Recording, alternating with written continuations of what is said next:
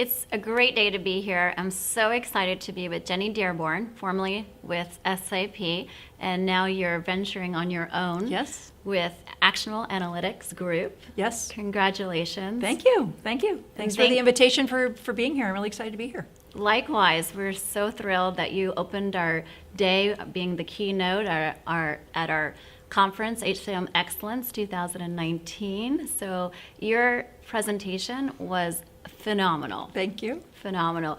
And you have so much experience in this space.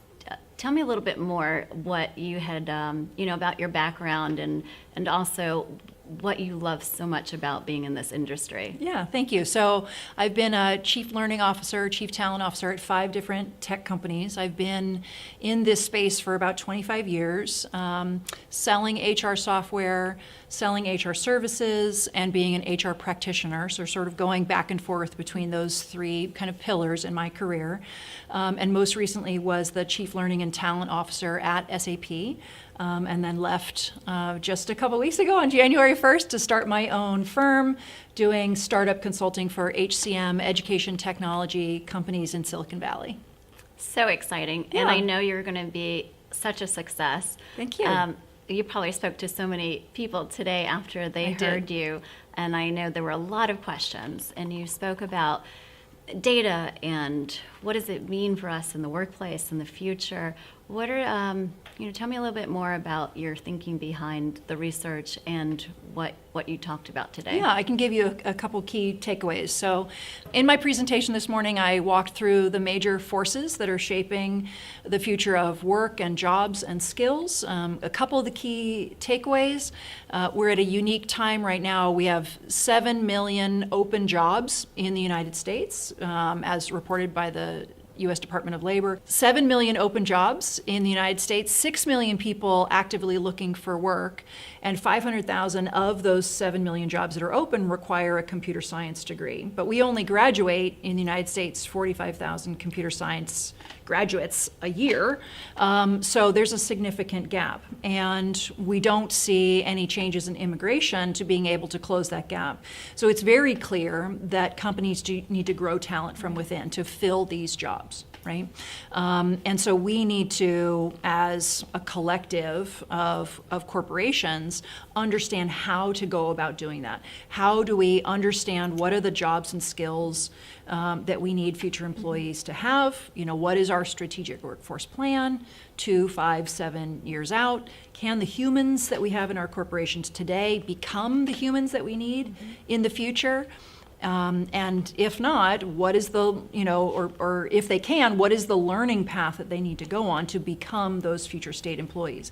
Because you can't just put out a rec for someone with a computer science degree, machine learning expert, a data visualization person, and expect to be, flooded with applicants, because these people just don't exist.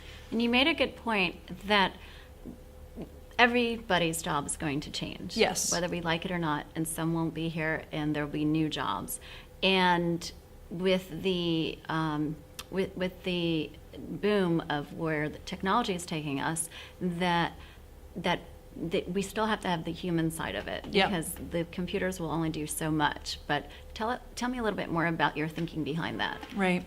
When we think about the changing nature of jobs and skills, we have to think about, well, what won't be automated? What won't be outsourced? What won't go to automation, artificial intelligence, things like that? Really, what's left for humans to do? And if we think about what the World Economic Forum calls the critical skills for the 21st century, it's critical thinking, problem solving, creativity, innovation, empathy, emotional intelligence, cross-cultural awareness, collaboration, right? These are fundamental human skills. We don't need as many people to just be programmers like we used to, right? STEM is absolutely critical. I mean, we just talked about, all the open jobs that require computer science degrees. So STEM is absolutely critical, but it comes on top of that foundation of your fundamental human skills, that empathy, that ethical grounding, and then you put your, constantly changing STEM skills on top of that, and that's really the ideal candidate of the future.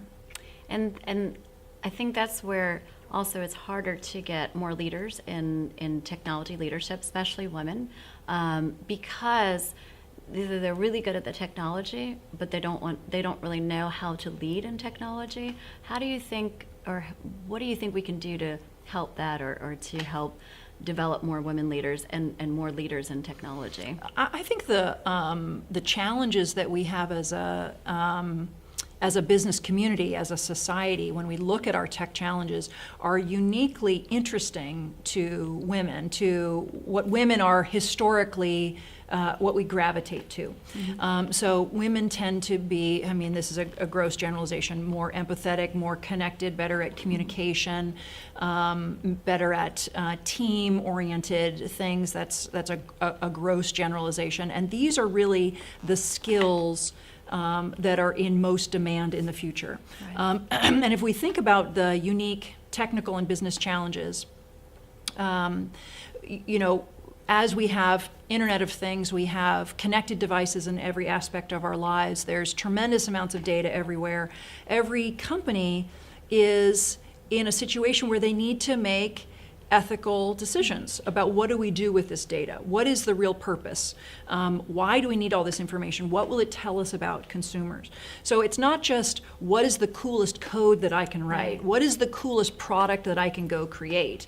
But how does this product, service, whatever, exist in a complex world of human emotions, of conflicting needs and wants, in an unclear ethical landscape? These complexities where you're merging technology with a lot of fundamental human concerns, these are challenges that that women are uniquely drawn to. Women, again, gross generalizations, but historically have been, the caregiver, the peacemaker, the empathetic, person who's connecting. Everyone's checking in with everyone, and that's exactly what the leaders of the future need. So, you see T-shirts at the airport. I see T-shirts that say, the future is female. Mm-hmm. That's not an exaggeration. I mean, the leaders of the future are really the ones that understand what is this complex human existence, Mm-hmm. and how does technology play in, what is the role of technology in that? Not just what can I go build that's so cool, that's never been built before, but that whole world. And so it's really such a great opportunity for women to really step up and into that space and lead in that complex environment of the future. And I really like how you describe that your journey through your life cycle, it's a circle. So you're going to learn, you're going to work. Learn, work, change, Right. learn, work, change, learn, work, change. And it's a really good message, especially to teach our younger Yep. generations, because it's not just you're going to learn this one thing and you're going to be an expert and that's it. Right. They have to get out of that mindset that you're only going to school for this period of time, and then eventually you're going into the work, and then you have all the answers. Right. And Yeah, it's great research that comes out of the UK. The professors that wrote The 100-Year Life, the book. So for a lot of years we thought, I'm going to work for 40. I'm going to go to school for 25 years, and then I'm going to work for 40 years, and then I'm going to sit on my porch the rest of the time.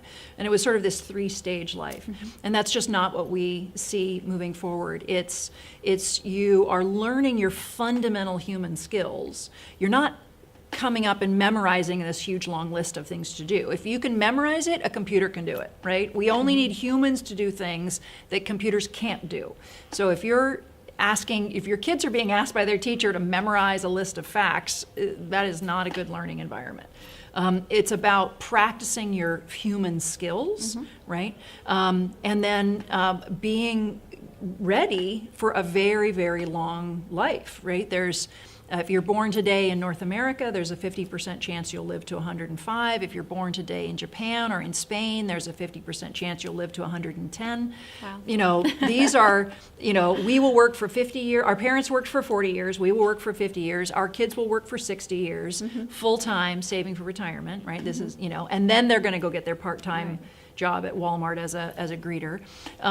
So you're going to have a very, very long career. 50, 60 years. in future generations. So how do we prepare for that? How does education need to change? How does our retirement systems need to change? How do our HR policies need to change in our corporations? There's a lot for us to consider and unpack in the future as we tackle the future of work. I have one more question for Yes, you. please. And talking about future, you have a very bright future now in embarking upon your company. So what are some of the things that you'll be doing? I am very excited to consult and support startups and working as a venture capitalist and really being a thought leader in the space. And, I'm very excited to be adult supervision for, I've been around a long time. And You don't look like it. Thank you very much. So I have a lot of wisdom to share, and Adult supervision. Adult I like that. supervision. And Husband supervision. no, he's fine. But I really enjoy working with early stage startups that are in the education technology, HR tech, HCM space, and getting companies off the ground. And I know how to coach them to profitability. So I'm super excited about this next step. Well, I'm so excited, and Thank I wish you. you the very best. Thank you. And not that you'll need it, because you're going to do great. Oh, I you're know very it. sweet. Thank you. Thank you so much for being here. No, my pleasure. My pleasure. You're a good friend. I appreciate it.